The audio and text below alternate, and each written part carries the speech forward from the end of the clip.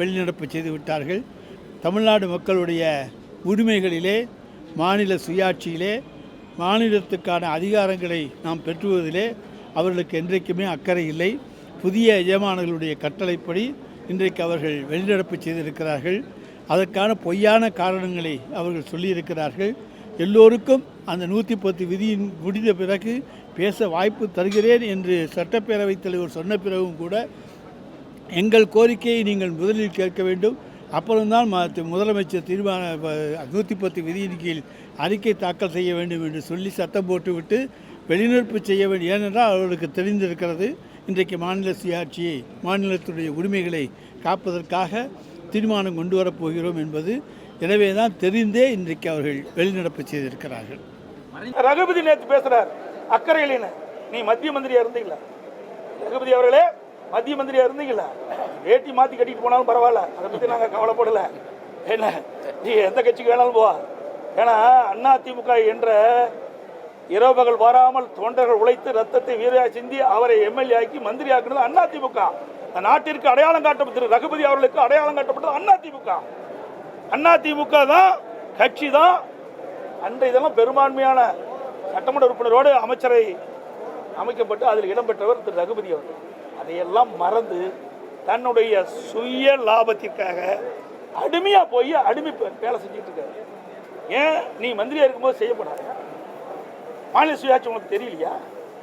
இப்பதான் அதிமுக அக்கறை இல்லையா? எப்படி கண்டுபிடிச்சிட்ட? பச்சோந்தி இப்படிலாம் நாட்டில் எப்படி மக்கள்லாம் இருக்கிறாங்கன்னு எனக்கு தெரியல. அது மட்டும் இல்லை, இந்தியா கூட்டணின்னு அமைச்சாங்க 2024 நாடாளுமன்ற தேர்தலின் போது. இந்தியா கூட்டணி குறைந்தபட்ச செயல் திட்டத்தில் கூட மாநில சுயாட்சி அப்போ இடம்பெற்றுக்கலாம்ல. ஒரு இந்தியா கூட்டணி என்ற போது ஆட்சிக்கு வந்தா மாநில சுயாட்சியை சட்டத்தை கொண்டு வந்து நிறைவேற்றப்படும் என்று ஏன் நீங்க அஜிதால கொண்டாடல? 2024 நாடாளுமன்ற தேர்தலில் பரப்புரையாட்டினீங்கள. அப்ப எங்கேயாவது திரு ஸ்டாலினோ உதயநிதி ஸ்டாலின் அவர்களோ எங்கேயாவது மாநில சுயாட்சி பற்றி பேசுறாரா? இல்லையே. எல்லாம் சுய லாபத்திற்காக மத்தியில் ஆட்சி அதிகாரம் கிடைக்க வேணும். அது தன் குடும்பத்திற்கு, கருணாநிதி குடும்பத்தை சேர்ந்தவர்கள் மத்தியில் ஆட்சி அதிகாரத்துக்கு வரணும். அதுதான் அவருடைய நிலைப்பாடு ஒழிய தமிழ்நாட்டு மக்கள் மீது அக்கறை இல்லாத ஒரு அரசாங்கம் திமுக அரசாங்கம், திமுக கட்சி.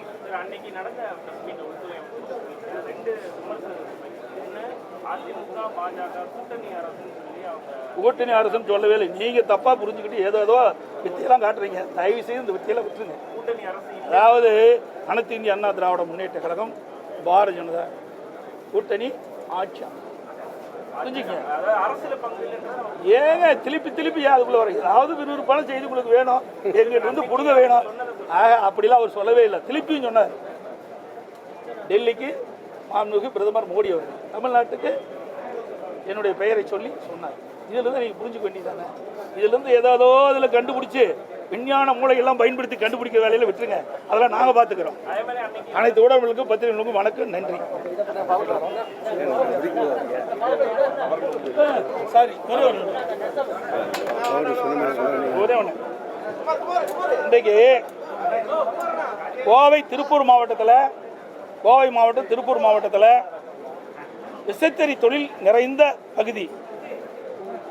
அதுவும் அந்த விசைத்தறி நிறைந்த பகுதியில் கடந்த 1 மாத காலமாக இந்த விசைத்தறி தொழில் செய்கின்றவர்கள் வேலை நிறுத்தத்தில் ஈடுபட்டுகின்றார்கள்.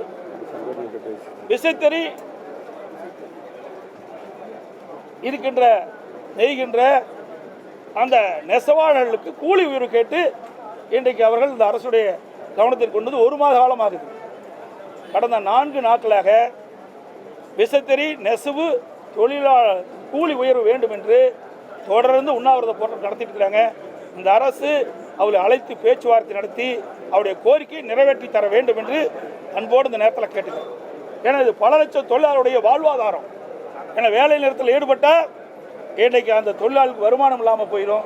அதனால் இந்த அரசு தனி அக்கறை செலுத்தி அந்த விசைத்தறி உரிமையாளர்கள், அந்த கூலிக்கு நெய்கின்ற அந்த விசைத்தறி உரிமையாளர்களை அழைத்து அந்த கூலி உயர்வு ஒரு முடிவு கொண்டு வந்து அவர்களுக்கு கோரிக்கையை நிறைவேற்றுவதற்கு இந்த அரசு முயற்சிக்க வேண்டும் என்று ஊடகத்தின் வாயிலாக பத்திரிகை கேட்டுக்கொள்கிறேன்.